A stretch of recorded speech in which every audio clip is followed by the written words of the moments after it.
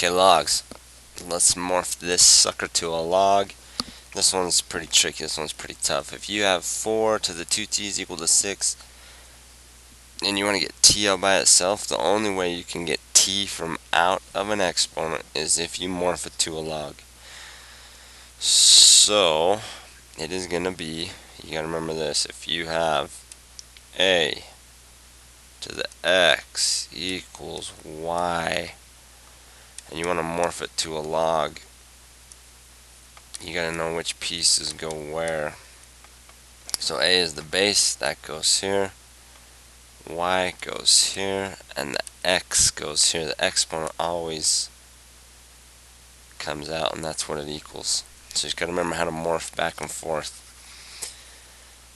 So there we go, log, the base is 4, 6 goes here, equals 2t, and if you're going to solve for t, all you got to undo is the 2, times 2, divide 2, divide 2, and that's your answer. So, for our purposes right here, you could type that in a calculator, log base 4 of 6, enter, divided by 2, and change it to a decimal, and that equals t, and then just go through and type that in, type that in, type that in, type that in, and see which decimal gives you the same answer. Because here's what they've done. We changed it to log base 4, and they don't have log base 4 as an option. They changed it all to log base 2. So here's really what they did. So now at this point right here, we don't have any log base 4s, and to change base is not bad. So if we take this log base 4 of 6, log and base 4 of 6, and you want to change it to log base 2, it's going to be log base 2 of 6 divided by log base 2 of 4. And that's what they've got. Equals 2t. Okay, now this is actually something pretty easy. Because if we have log base 2 of 4, they're really asking this, 2 raised to what power gives you a 4? So if we have log base 3 of 27, they're asking 3 raised to what power gives you 27? So this is 2, because 2 squared is 4, and this is 3, because 3 cubed is 27. So logs are just asking you, hey, when the base is 3 and the answer is 27, what is the exponent? So this right here, log in base 2 of 4, they're saying if 2 is the base and 4 is the answer, what is the exponent? And the exponent is 2. So I can change that to a 2.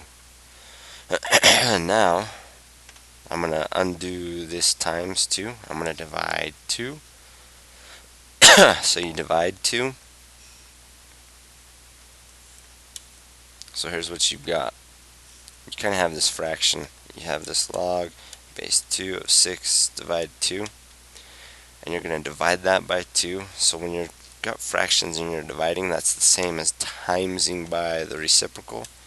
So the reciprocal of 2, just flip that fraction upside down, is 1/2. And on top, you get log base 2 of 6. And on bottom, you get 4. So that should have matched up with C. If you match up the decimals, C is the same decimal as the first we got. Get number 2. Okay, which graph matches this function? So here we go. This is y. Y equals 1. Okay, y equals 1 is a graph that goes through 1 and it's horizontal. So you're going to kill C. A, B, and C, so A, B, and D so far could be it. But now it only exists when it's greater than or equal to 0. So on the x number line, here's 0 right here. So it's greater than or equal to 0, so you got a solid dot.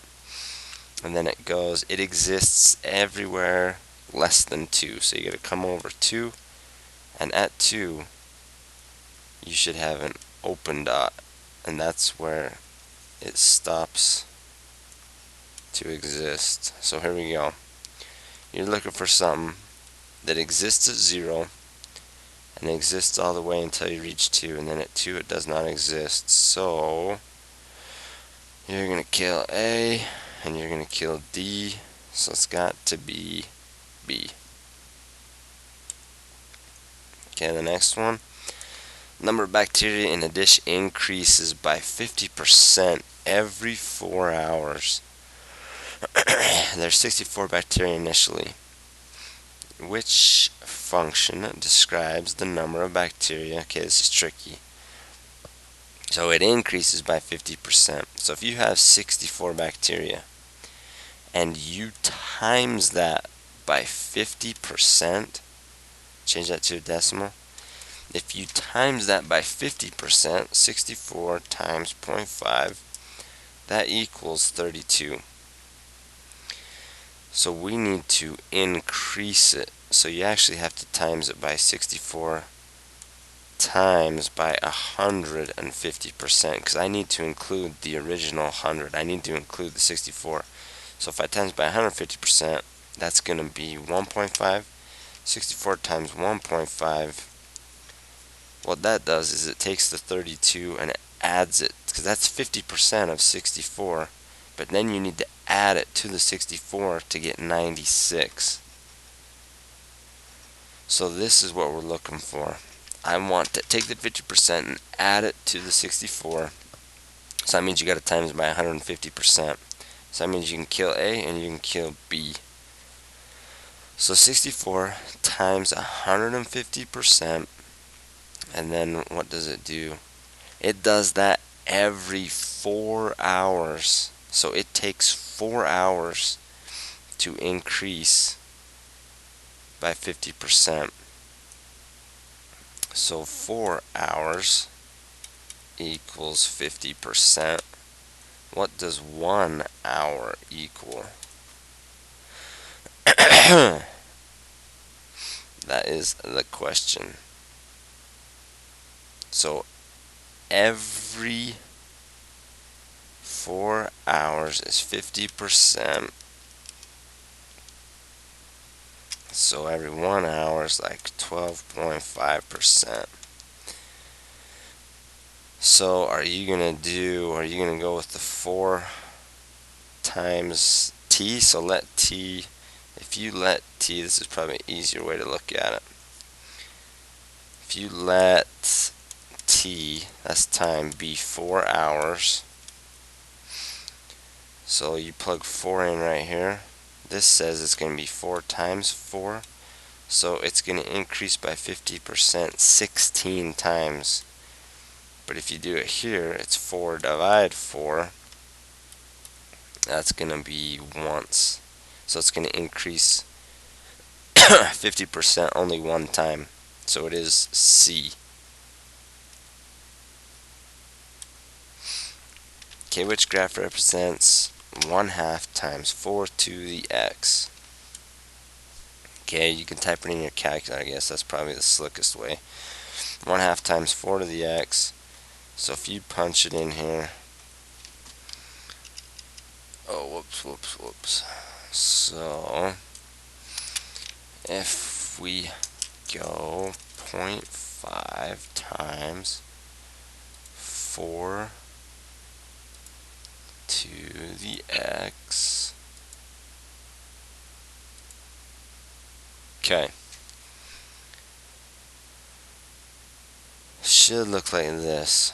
That's 1/2 times 4 to the x. So it's growing, and it looks like at 0 it is at 1/2. So let's find which one of those is at 0 and 1/2. We're gonna go for D. Looks closest to D. Number 5. Population of bacteria is modeled by this equation. A is the initial population, T is the time. Find the time that it's going to take for 200 bacteria to become 40,000 bacteria. So that's A, and this is going to be the population. So 40,000 bacteria equals 200 times e to the 0.3 t, and that's what we're after. We got to solve for t. So solve for t, you got to undo all this stuff. So let's undo the times 200. Let's divide 200. Divide 200. So 40 grand divided by 200. Okay. That is 200 equals e to the 3t. Now I got to ditch the 3. Oh, it's 0.3t, I guess. It's going to make a big difference. Ditch the 0.3, ditch the e. So the only way to ditch these things is to do a log. So my next move is going to be log in base e of 200 equals 0.3t. So I'm going to do this on my calculator. Log in base e of 200. Log in base e of 200. And that is like 5.2983 equals 0.3t. So undo the 0.3. Divide by 0.3. Divide this by 0.3. Divide that by 0.3. And we get C. It is about 17.66 hours. Okay, what's the max of this? So this is, again, probably easiest punching in your calculator. Look at the graph, which is this. The max is the highest point on the graph, and it looks like the highest point on the graph is close to 3. So we'll go D. So max, if it was min, min would be the lowest point on the graph. What is the inverse function? Okay, the inverse function, all you're doing is switching your y's and your x's. So this is y equals x squared minus 1. So flip-flop them. Let's go x equals y squared minus 1. Okay, now just solve for y. So plus 1, plus 1. So you got x plus 1 equals y squared. Undo the square, square root, and the square root kills the square, but if you do the square root, you gotta do plus or minus square root of x plus 1. So what is the inverse function?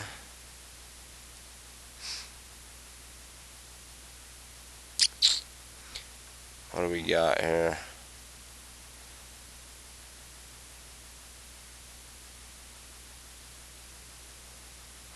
Should be this guy, and this guy should be the square root of x plus 1 and the minus root of x plus 1. So I wonder if this has something to do with it. This says x has to be greater than 0.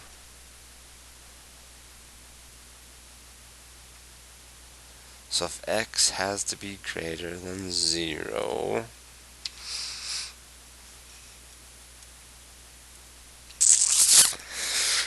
I'm not sure why it's not both of them.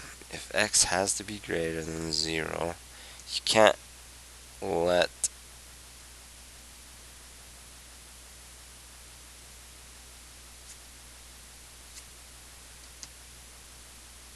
I don't know, man.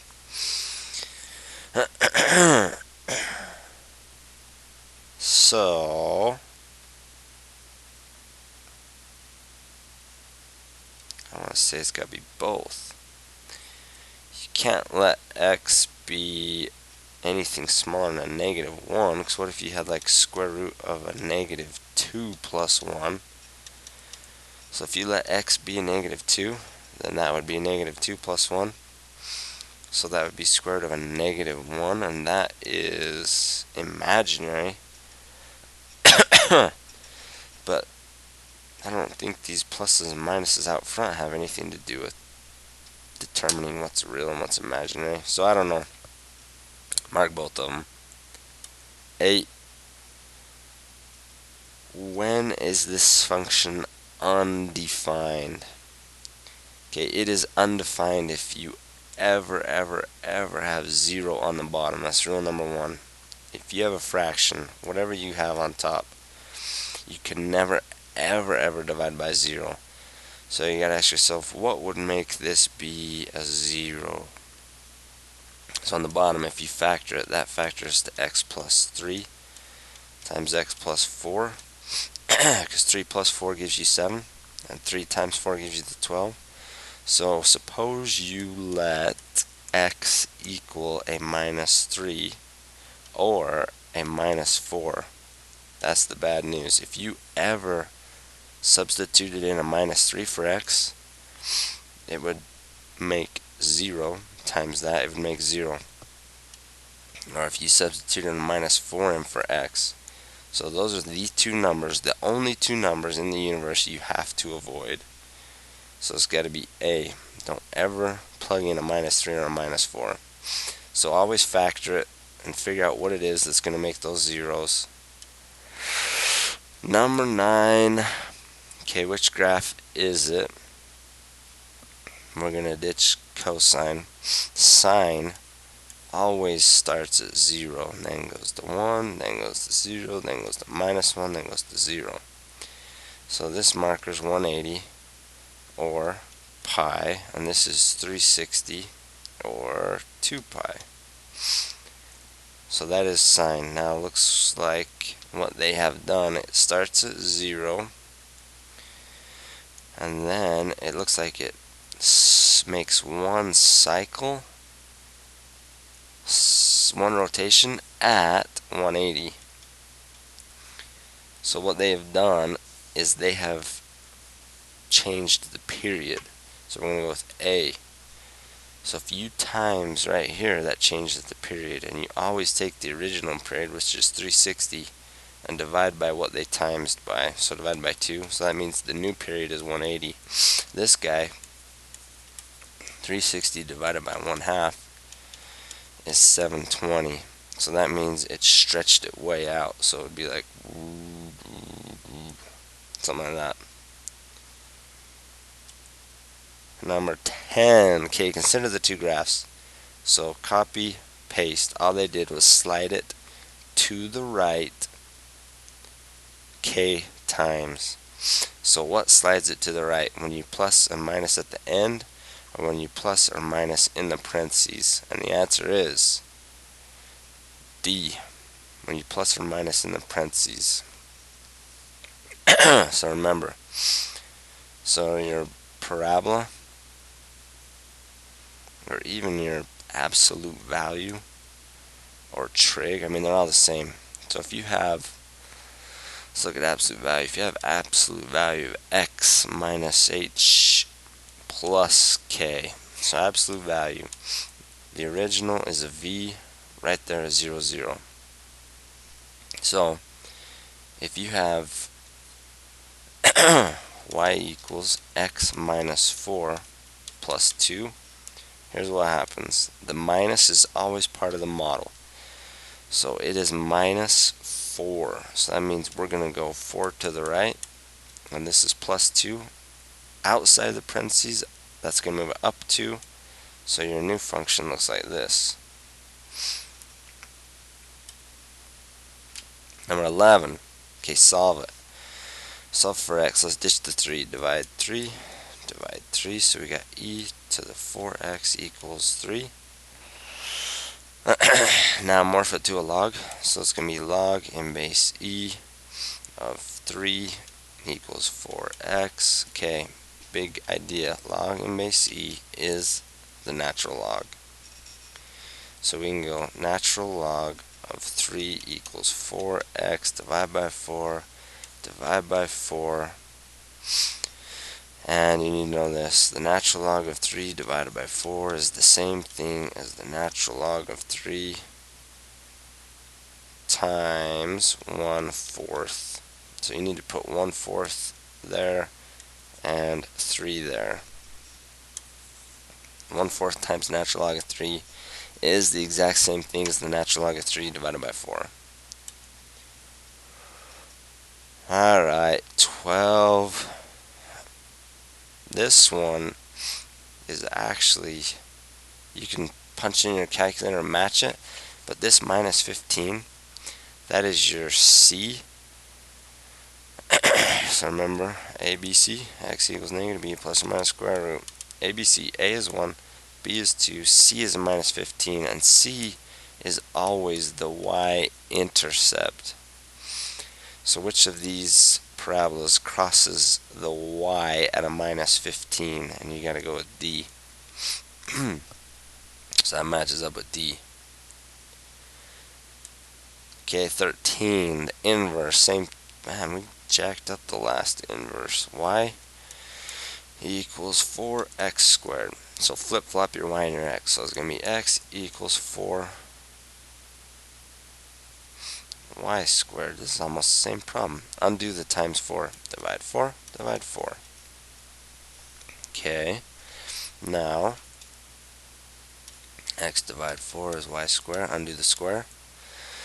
But anytime you take a square root, you gotta do the plus or minus. So here's what we got. Y equals plus or minus square root x divided 4. That's not up there.